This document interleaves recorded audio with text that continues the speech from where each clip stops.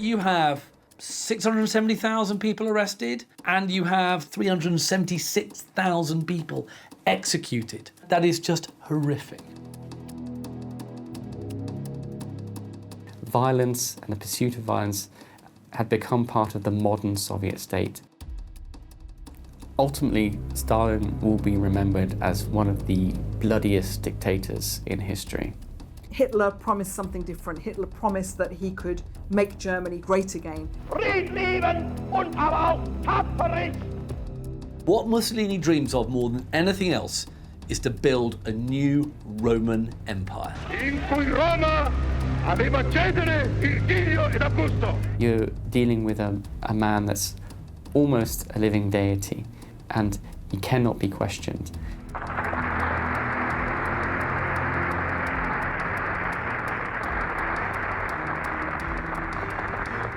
They're looking for a strong leader. They want someone to emerge who's going to, take the country out of this kind of hell.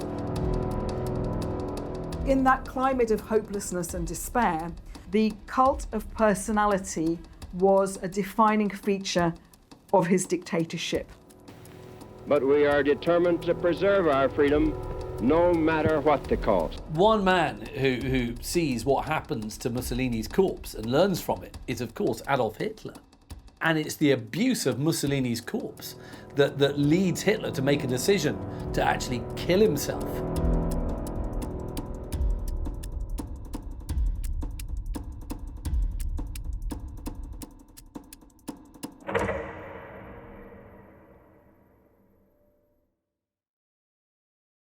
In 1923, Hitler asked for the help of a general from the First World War, a man called Erich Ludendorff.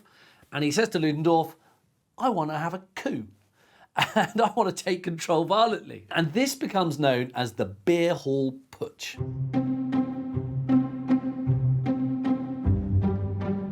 In his early years, when he was leading the Nazi party, Hitler was a big admirer of Mussolini. And what the Nazis had done, what Hitler had done, is he looked at Italy, he looked at the Italian fascists as a model for some of their appearances, some of their policies. And what he has seen is Benito Mussolini's march on Rome in 1922, which had been so successful. And Hitler thinks, well, look, I can do this in Bavaria. And by doing this kind of march, I can actually challenge the government in Berlin. I can take power in the same way as Mussolini did. Whilst Hitler had had some support that had made him believe that this might be possible, the truth is he'd really overestimated that. The Weimar Republic, despite the problems that beset it, was not really on the verge of collapse at this stage.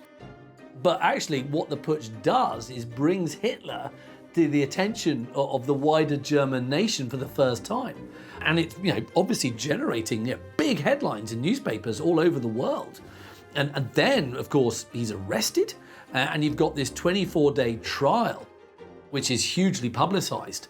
And what a trial does, you get this process called blowback. It's giving Hitler a platform to express his kind of vile ideology to the nation. And so this claim for power was a failure, a fiasco. Hitler ended up being arrested, along with many of his followers, and he was imprisoned.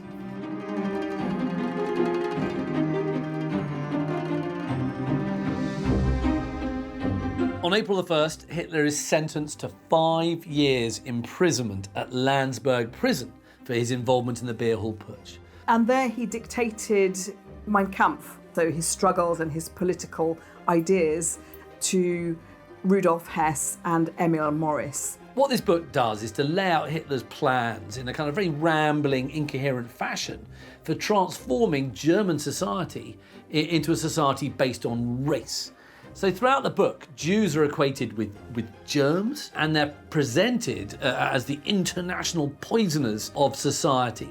Anti-Semitism, anti-Bolshevism were two of the key ideologies. He also despised democracy, and these kinds of ideologies were written in very, very fervent and strong terms in Mein Kampf. So, according to Hitler's ideology, there was only one solution to this, and that was their extermination. October 29th, 1929, Black Tuesday.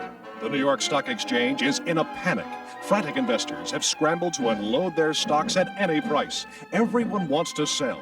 No one wants to buy. Suddenly, even the most gilt-edged securities are practically valueless. The stock market crash has come, and the Great Depression has begun. The Great Depression was this severe worldwide economic depression that took place between 1929 and basically lasted a whole decade till about 1939. What it saw was a major fall in stock prices in the United States, and you see basically an economic cataclysm worldwide. Hitler and the Nazi Party, they prepare to take advantage of the emergency. The emergency is kind of great for them because with their extremist politics, they can say, only we have the solution. And they're going to use this to gain support for their party. And what they also promise to do is just sweep away the Versailles Treaty. And they say, we're going to strengthen the economy and we're going to provide jobs. No real mention of how, but it looks like a solution. Whilst the Nazi Party in 1928, before the Wall Street crash, had been polling a fractional percentage of the vote. In the elections of July 1932, the Nazi Party polled more than 37% of the vote. So this made it the largest party in Germany. So it was now a party to be reckoned with. So it was actually quite a symbiotic relationship. It was a kind of two-way street, that there's the population giving a large amount of consent and backing to these dictatorships. The reason for the success at the polls was that the Nazi Party seemed to offer something to everyone. So to the young people, it was a party of dynamism and youth. He could attract the old, he could attract men and women, even across the social classes. So he attracted support from among the aristocracy. The middle class, of course, was the biggest part of his vote, but also a quarter of German workers were voting for the Nazi Party too by this point.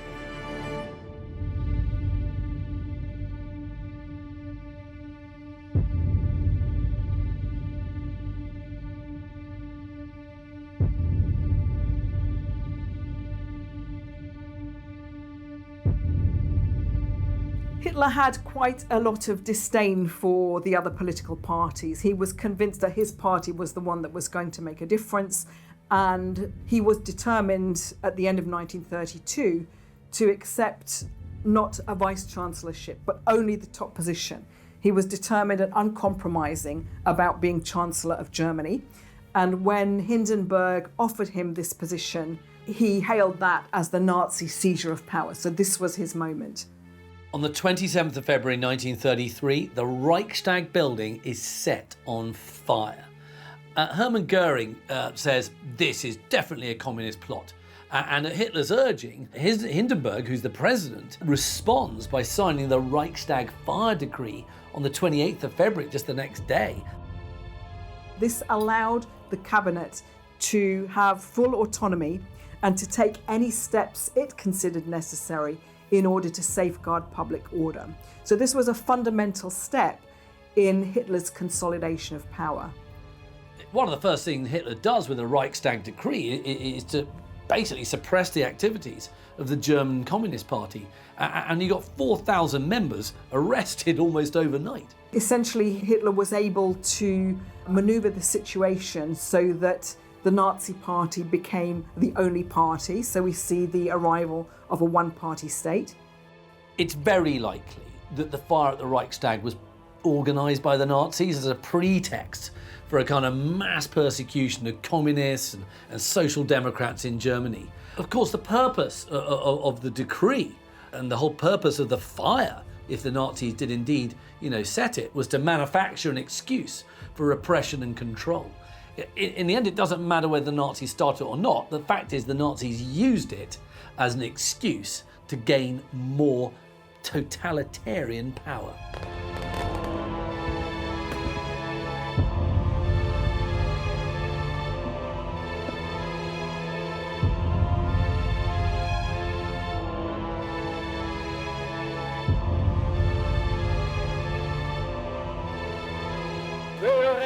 Adolf Hitler.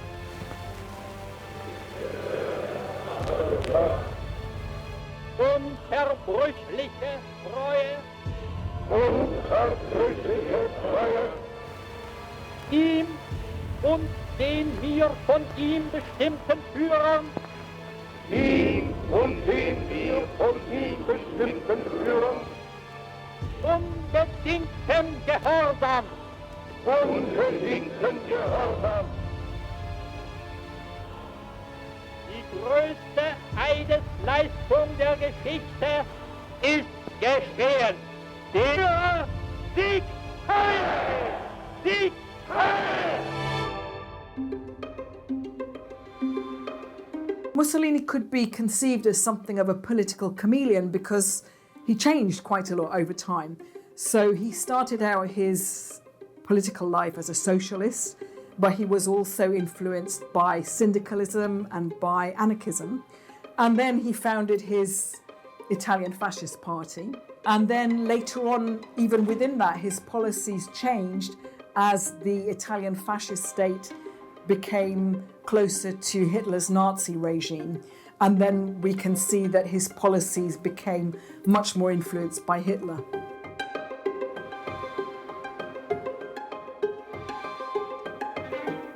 Now, in the late 1920s, Mussolini is providing some financial support to the Nazi Party as it continues its rise. And what he had also done is to allow brown shirts, the SA, and even SS men to train with his own paramilitary brigade. Those are the black shirts, of course. And Mussolini views the rise of the Nazi Party as something that's affirming his own ideology. This is saying, yeah, fascism's on the march. It's not just Italy, it's Germany next, and who knows where else. In private, however, Mussolini's really quite scornful of Hitler and his Nazis. The Italian leader describes Mein Kampf as boring. Actually, he was right. And he thought that Hitler's ideas and theories were kind of coarse and simplistic. And indeed, Mussolini is dead right here. In his early years, when he was leading the Nazi Party, Hitler was a big admirer of Mussolini. But let's not forget, Mussolini's prone to his own personal kind of egomania, and he's got a low opinion of Hitler's kind of rise to power, which he thinks is far less glorious than his own.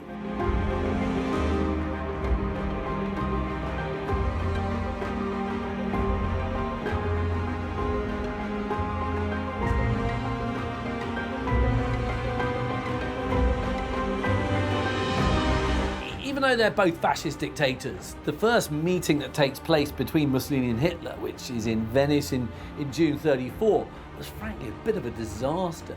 So Mussolini turned up with his knowledge of German without therefore bringing a translator and assuming he'd be fine. Mussolini only speaks a little bit of German and he was so too arrogant to use a translator. And he had a lot of difficulty in understanding Hitler's kind of somewhat rough and coarse Austrian accent. What Mussolini is subjected to are these huge, notorious Hitler long, boring monologues. And Mussolini was so bored. There's a big difference between Mussolini and Hitler, and that lies in their racial views. Mussolini, let's face it, like Hitler, did think that white Europeans were the kind of architects of culture and civilization. But, what Mussolini doesn't share with Hitler is this kind of hateful and eliminationist anti-Semitism. What Mussolini was an Italian nationalist, first and foremost. And what he's doing is harking back to the glories and triumphs of ancient Rome. So he's really pretty scornful of Hitler's rants about Aryan supremacy. It's not really Mussolini's bag, if you like. And in one speech, the Italian leader is actually expressing kind of pity for the racial views being kind of expressed by the Nazis. He's looking at them and going, these people are, in his words, the descendants of those who were illiterate when Rome had Caesar and Virgil and Augustus. He kind of thinks the Germans are inferior in some way. Noi possiamo guardare con un sovrano disprezzo talune dottrine d'altralbe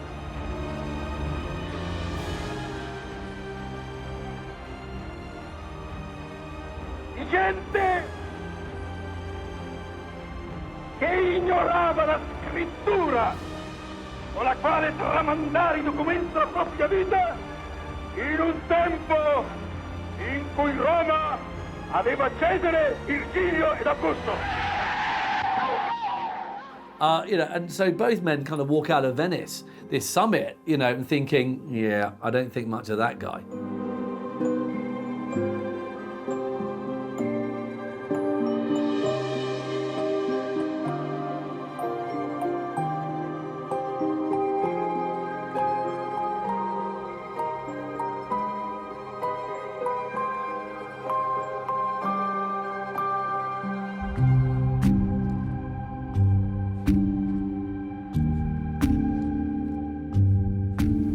Mussolini then pays a state visit to Germany in September 1937, and where he's met with a really long, vast parade of troops, and there's military equipment paraded, artillery, you name it. And these shows of strength were really obvious. They were there to kind of impress Mussolini, and you know what? It worked. They came to see the commonalities of their ideologies and indeed of their policies, and what could be gained by becoming closer together. And in 1936, they formed the Rome-Berlin axis, so coming closer together. And that was cemented into the Pact of Steel, which was a formal alliance in 1939. Stalin is a Marxist-Leninist, that's his philosophy, and what he does is to consider conflict between capitalist powers as being inevitable. And so after Nazi Germany annexes Austria and then part of Czechoslovakia in 1938, he thinks, you know what, there's a war on its way. And in this respect, he was absolutely right. As Britain and France clearly were unwilling to commit to an alliance with the Soviet Union, Stalin realizes actually he can forge a better deal with someone else, and that's with the Germans. From Stalin's point of view, keeping the peace with Germany for a bit longer would allow him to bring Soviet armaments up to a level that he could wage war. During the various meetings and negotiations between Nazi Germany and the Soviets, those held within the Soviet Union, Stalin would host, and at a banquet he would occasionally raise a toast to key Jewish Bolsheviks and key Jewish Soviets at the table. This would force those Nazi delegates to raise a toast to Jewish representatives. I think Stalin is asserting his power, he's asserting his authority. He's telling Nazi Germany that you are negotiating with us, you are on our territory right now. It is a power game, a power move. And so in August 1939, you have the Soviet Union signing the Molotov-Ribbentrop Pact with Germany, and this is a kind of non-aggression pact. And Stalin sees this as an opportunity, both for territorial expansion and also a temporary peace with Nazi Germany.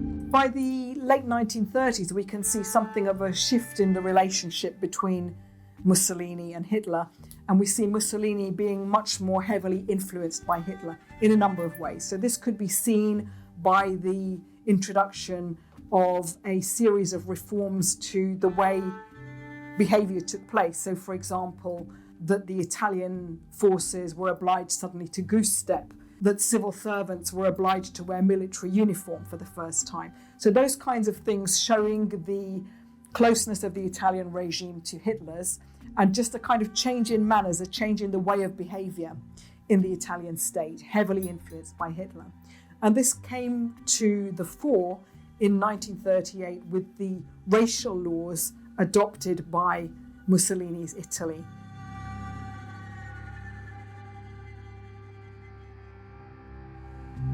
They restrict the civil rights of Italian Jews, they ban books written by Jews, and they exclude Jews from public offices and even higher education. many of the state, this is anti-Semitism. And there are more and more laws stripping Jews of their assets, restricting their travel, and finally, it even puts them into internal exile. It kind of treats them as political prisoners. But what Mussolini is not doing is systematically murdering Italy's Jews in the way that Hitler does with his Jews, if you like. So in 16 years before of fascist power, there had not been any racial laws. And suddenly at this point, because he was showing his closeness and proximity to Hitler, and because he was heavily influenced by Hitler, Mussolini introduced a series of racial laws that were not too dissimilar to the Nuremberg laws in Nazi Germany. Coloro i quali fanno credere che noi abbiamo obbedito a imitazioni o peggio a suggestioni sono dei poveri deficienti. Il problema ebraico non è dunque che un aspetto di questo fenomeno. La nostra posizione è stata determinata da questi incontestabili dati di fatto. L'ebraismo mondiale è stato durante 16 anni, malgrado la nostra politica, un nemico irreconciliabile del fascismo.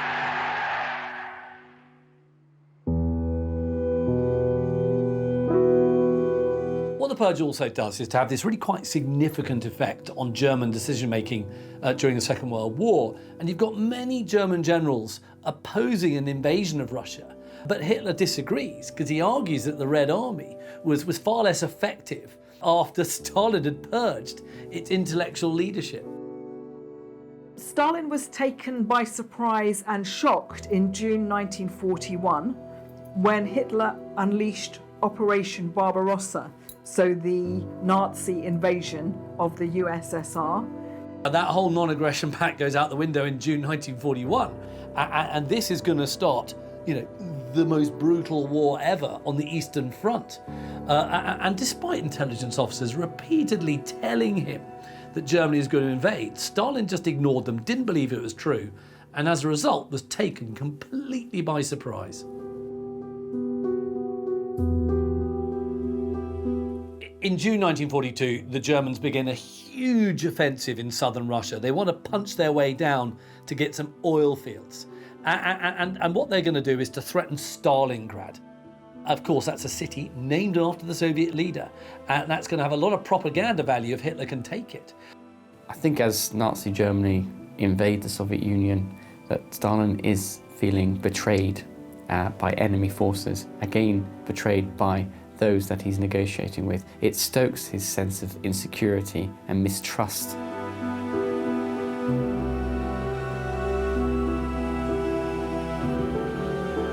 But what Stalin does is to order the Red Army to hold Stalingrad at all costs. And this becomes one of the most brutal urban combats in human history. I mean, really close quarters fighting, almost hand to hand. You've got direct assaults on civilians and air raids. It is just the most brutal form of urban warfare. Initially, of course, Stalin and Hitler had signed the Molotov-Ribbentrop Pact. They were allies. However, when Germany invades the Soviet Union, Stalin finds some new allies. And those, of course, are the UK and the US. Good evening, everybody. Tonight, it seems clearly apparent that the first great phase of the war in the West has been won by Germany. The army of French and British has made a valiant battle in its effort to retreat to Dunkirk, where there is some slight chance that some part of it can be evacuated. Adolf Hitler's mechanized forces are racing toward Paris as French resistance collapses. This was a war that Hitler wanted. He was an out-and-out aggressor. And of course, the first months of the war were very successful for Germany, with the Blitzkrieg lightning strike on Poland, and then very quick successes in the West.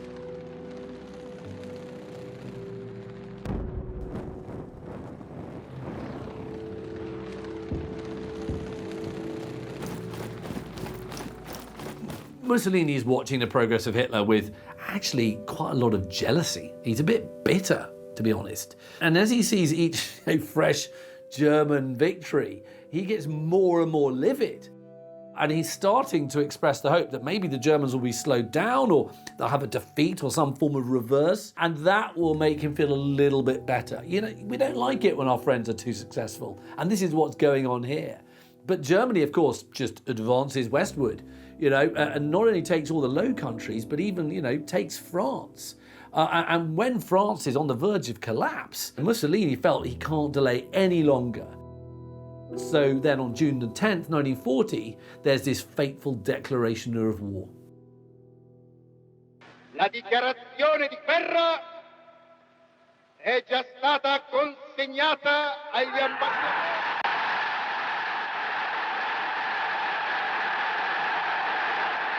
Gli ambasciatori di Gran Bretagna e di Francia.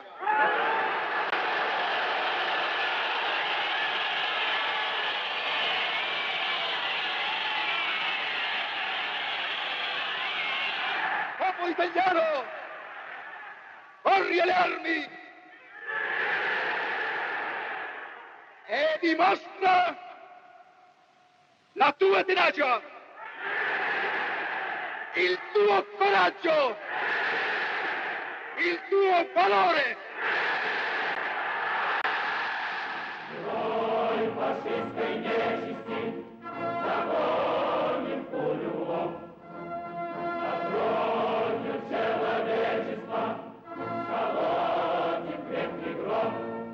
Пусть ярость благородная вступает на слова, идет война народная, священная война.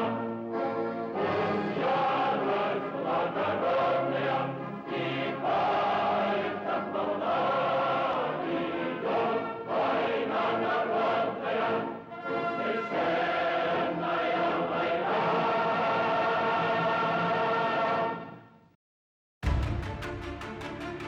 During the Second World War, the Stalingrad is actually the deadliest battle to take place. And, you know, about 2 million people are lost. So it is one of the bloodiest battles ever in the history of mankind. Of the once 300,000 strong German Sixth Army, between 30,000 and 45,000 had been flown out wounded. Half of the size of the army was either killed or died of cold, and over 100,000 surrendered to the Russians as prisoners of war, of whom only some 6,000 survived their captivity to return to Germany. So this was an absolute rout for the German army.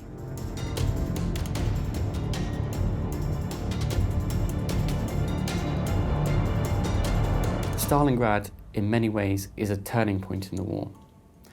The Soviet refusal to give up and to fight to the last man and to continue this brutal effort gives the Soviets ultimately the sense that they can withstand this Nazi invasion. It might mean that everything is razed to the ground, but they will not give in, they will not give up. And this sense of will to martyrdom that is inbred from that moment on within the Soviet psyche.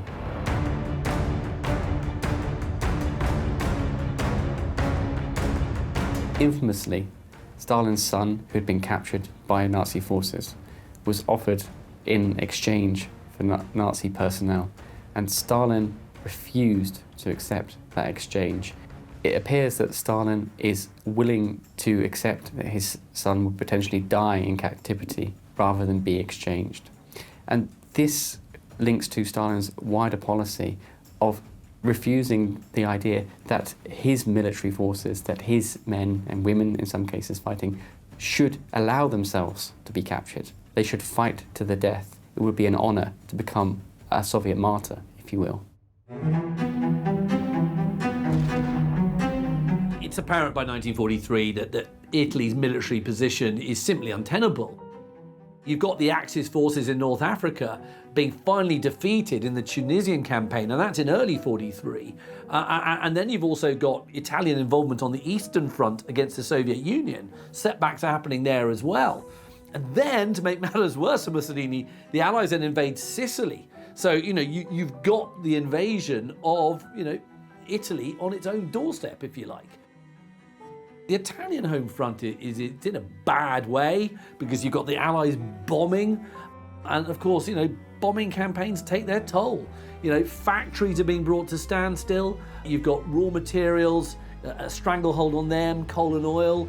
Those are all starting to run very short. And on top of that, you've also got a shortage of food. And the food that is available is being, is grossly overpriced. And you've got this kind of black market of incredibly expensive food. And of course, the result of this is going to be huge discontent. So by March 1943, you've got strikes taking place in the north, which is the Italian industrial heartland. Mussolini is in trouble, make no doubt about that.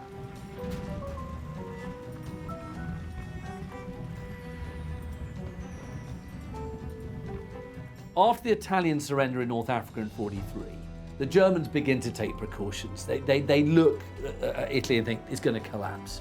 What Mussolini has done is grossly exaggerated the extent of his public support, for his regime and indeed for the war itself.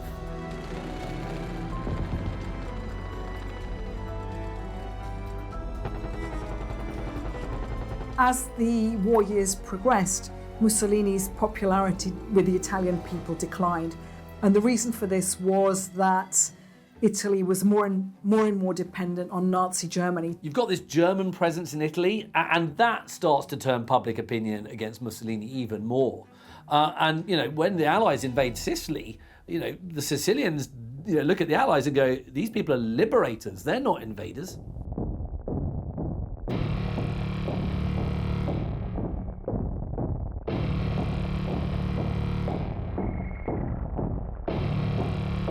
Between the 24th and 25th of July, 1943, Mussolini was removed from government through a vote of no confidence. This is the downfall of Il Duce. And by this time, discontent with him is absolutely widespread and intense. And when the news of his downfall is announced on the radio, there's no resistance to it. People rejoice because they think that actually what the end of Mussolini also means is the end of war.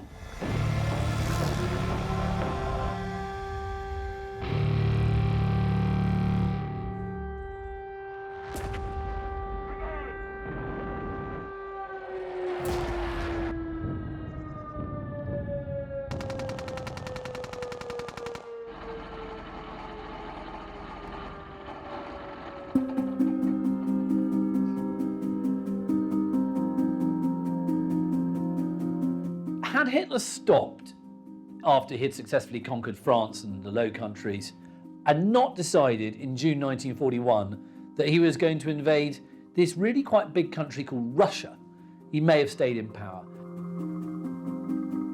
Tide turned for Germany at the Battle of Stalingrad, and I think that the feeling that the German population had for him as this infallible leader really changed from that point onwards.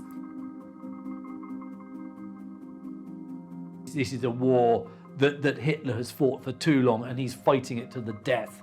And he's fighting it to the death of the people who he supposedly loves. And he no longer loves them by the end of the war. And he says that basically the German people don't deserve him, the German people don't deserve Germany, and everybody should fight to the death because basically, they don't deserve to be alive because they failed him. Classic narcissistic thinking. The world is for him, and he's not there for the world.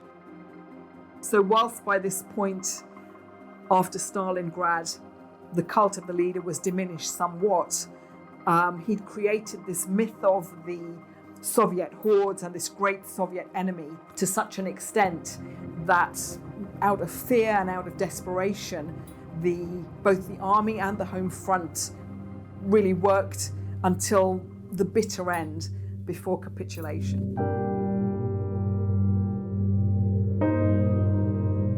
By the last days of 1945, Mussolini could see that the end was near. On the 28th of April 1945, Mussolini is shot dead by partisans in the north of Italy. It's a really ignominious end. Mussolini was in no doubt that the end was coming. I mean, he was trying to flee before the 28th of April 45. You know, he was on the run. He was desperate. He was running for his life.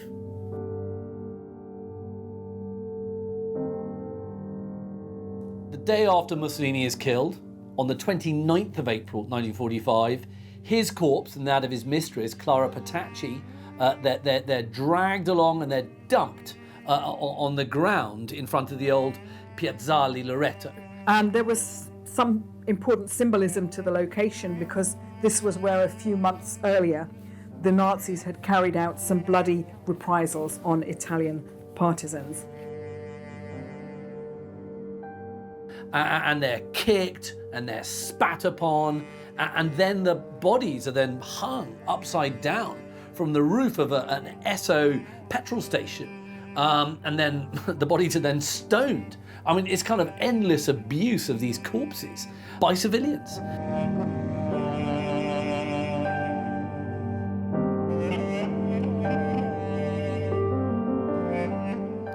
The reason for this is simple. I mean, it's kind of done as a very public display of discouragement. It's saying to other fascists, black shirts, you know, you've got to end the fight, otherwise this is what's going to happen to you. And of course, it's also an act of revenge because so many partisans were hanged in that same place by the Axis authorities. One man who sees what happens to Mussolini's corpse and learns from it is, of course, Adolf Hitler. And it's the abuse of Mussolini's corpse that leads Hitler to make a decision to actually kill himself a few days later. On the 30th of April 1945, Hitler committed suicide with his new wife, Eva Braun. So he shot himself. She took a cyanide tablet, determined to be a beautiful corpse. Hitler committed suicide, but so too did his propaganda chief, Joseph Goebbels. What was particularly horrific about Goebbels' suicide was that he and his wife actually killed all their children before they killed themselves, because they couldn't face the idea of a world without Adolf Hitler, and they didn't think their children should have that fate.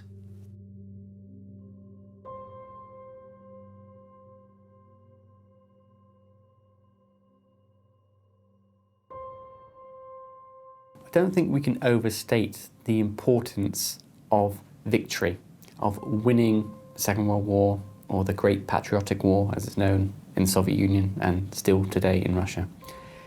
This victory had come at a huge cost. The human cost of the Soviet war effort has been estimated at over 20 million people. And so this huge effort, this huge sacrifice, becomes the new foundational event of the Soviet Union, arguably just as important, to some perhaps more important than 1917 itself. Within the Soviet Union, I mean, Stalin is such a great hero. I mean, he's universally regarded as the kind of embodiment of victory and patriotism. He is kind of Mr. Soviet Union. Victory in the Second World War only led to an increase in Stalin's popularity. So this was this great victory against fascism, against Nazi Germany and her allies. And the Soviet propaganda machine took advantage of this victory really to cultivate even more this cult of the leader that surrounded Stalin. Товарищи, Великая Отечественная война завершилась нашей полной победой. С победой вас, мои дорогие соотечественники и соотечественницы! Слава нашей героической Красной Армии, отстоявшей независимость нашей Родины и завоевавшей победу над врагом. Слава нашему великому народу, народу-победителю! Вечная слава героям, павшим в боях с врагом и отдавшим свою жизнь за свободу и счастье нашего народа. In the Allied countries, Stalin is now being increasingly depicted in this really positive light over the course of the war. In 1941, you have the London Philharmonic Orchestra performing a concert in his honour to celebrate his birthday. And Time magazine the following year even names him Man of the Year. And this is just essentially a few years after the Great Terror has ended. This man's a mass murderer.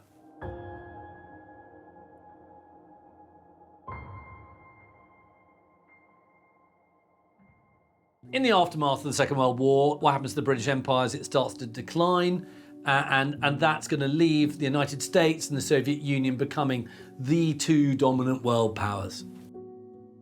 The Soviets, and to a large extent Imperial Russia before them, often seem to promote the idea or the need for a buffer zone. There was a fear of external threats coming their way. Stalin was very keen to make sure that the states of Eastern Europe would be friendly to him and to set up communist states in those lands. His policies to expand led to a reaction from the United States, and in particular from the Truman government, to contain the Soviet Union and to contain Stalin's policy of expansion.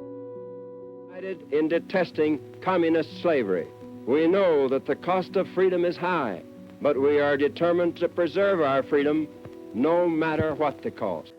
At the end of the Second World War, you have the Soviet Union occupying or controlling Bulgaria, Romania, Hungary, Poland, and Eastern Germany. From Stettin in the Baltic to Trieste in the Adriatic, an iron curtain has descended across the continent, and all are subject, in one form or another, not only to Soviet influence, but to a very high and in some cases increasing measure of control from Moscow. On the 5th of March 1946, the former British Prime Minister and wartime leader, Winston Churchill, he's speaking at a college called Westminster College in Fulton, Missouri. And he's summing up the situation in Europe. And he coins this very famous phrase in this speech, because he says, from Stettin in the Baltic to Trieste on the Adriatic, an iron curtain has descended across the continent. Now, that phrase, iron curtain, that metaphor, is going to be used, for decades to come. And that speech may have been one of the first shots fired in the Cold War, if you like.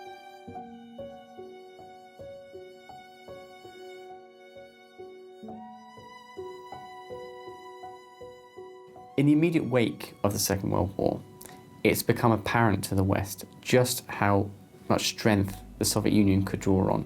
The reality is it's greatly weakened and exhausted by its war effort, but it's demonstrated itself capable of withstanding Nazi assault and pushing Nazi forces back to Berlin. Once Nazi Germany was defeated, the Grand Alliance broke down and the differences between the former allies became clearer.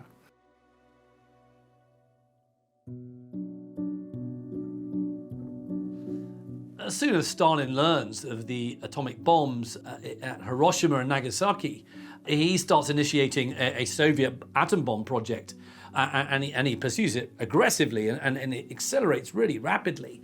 And by the end of August 1949, the Soviet Union actually secretly conducts its first successful atomic weapon test. Now clearly this is a monumental moment in the Cold War.